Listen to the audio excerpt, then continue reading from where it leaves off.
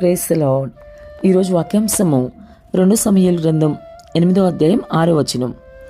దావీదు ఎక్కడికి పోయినను యెహోవా అతన్ని కాపాడుచుండెను. ఆమేన్, హల్లెలూయా. ప్రభు ఈ వాక్య భాగం నుండి ఈరోజు మనతో ఏం మాట్లాడుతున్నారో చూద్దాం. చక్కని వాక్య భాగం కదా.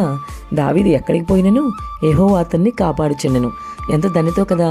దావీదును ఎప్పుడూ కూడా ప్రభు చేయి విడిచిపెట్టేవాడు కాదు, ఎక్కడికి వెళ్ళినా కాపాడేవాడు. మరి సహోదరా, నీ పరిస్థితి? నీవు కూడా దావీదు వలె దేవుని చిత్తాన్ని నెరవేర్చే వ్యక్తివేనా? దావీదు దేవుని చిత్తాన్ని నెరవేర్చే వ్యక్తి. అందుకే దావీదుకి ప్రభు సహాయం చేస్తున్నాడు. అతను ఎక్కడికి వెళ్ళినా ప్రభు కాపాడుతూ వచ్చాడు. మరి ఈరోజు సహోదరుడా, నీ చిత్తమే జరగాలన్న బలమైన ఆకాంక్ష నేను నిలబడి చేస్తుందేమో. దేవుని చిత్తమే నీకు మేలు చేస్తుందని నువ్వు ఈరోజు తెలుసుకోవాల్సిన అవసరం ఎంతైనా ఉంది సుమా. దేవుని చిత్తాన్ని నీవు నెరవేర్చే వ్యక్తివే అయితే నీవెక్కడికి వెళ్ళినా నీకు కూడా దావీదు వలె దేవుడు కాపాడుతాడు, నీకు కూడా సహాయం చేస్తాడని గమనించు. నీ ఇష్టాన్నే దేవుని చిత్తంగా భావించి నీకు తోచిన మార్గంలో నీవు నడుస్తూ అది దేవుడు నడిపించే మార్గమేనని ఒకవేళ నీవు భ్రమపడుతున్నావేమో. ఆ విధంగా భ్రమలో ఉంటే ఇప్పుడే బయటకు వచ్చేసాయి. నీ ఇష్టానుసారమైన జీవితం కాదు, ప్రభు చిత్తానుసారమైన జీవితం నువ్వు చేయాలి.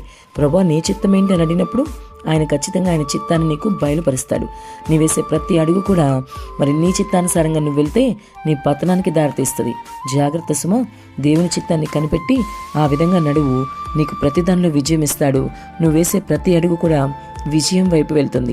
అది ఎప్పుడు జరుగుతుందంటే మరి నీవు దేవుని చిత్తాన్ని నెరవేర్చే వ్యక్తివైతే, అప్పుడు నువ్వు దేవుని చిత్తాన్ని నెరవేర్చే వ్యక్తిగా ఉన్నప్పుడే దావీదుకి సహాయం చేసిన దేవుడు నీకు కూడా సహాయం చేయగలడు. దావీదు జీవితాన్ని ఎప్పుడు కూడా దేవుని చిత్తానికి వ్యతిరేకంగా చేయలేదు. ఏదైనా తప్పు చేసినా సరే మరలా దేవుడు చెప్పినప్పుడు తను సరిదిద్దుకునేవాడు. అటువంటి మనస్తత్వం ఈరోజు నేటి క్రైస్తవులందరూ కూడా కలిగి ఉండాలి. లేఖనాల్లో గమనిస్తే దావీదు ఎక్కడికి పోయినని యెహోవా అతన్ని కాపాడుచుండెనని వాక్యం ఎంతో వివరంగా సెలవిస్తుంది. అనగా దావీదు తన జీవితాన్ని ఎప్పుడు కూడా ఎలా ఉండేవాడు అంటే దేవుని యొద్ద విచారం చేసేవాడు, ప్రతి విషయంలో విచారం చేసేవాడు, ప్రతి విషయం దేవుని చిత్తానికి అప్పచెప్పేవాడు, దేవుని ఇష్టం నెరవేర్చాలని బలంగా కోరుకునేవాడు, దేవుని మీద సంపూర్తిగా ఆధారపడేవాడు.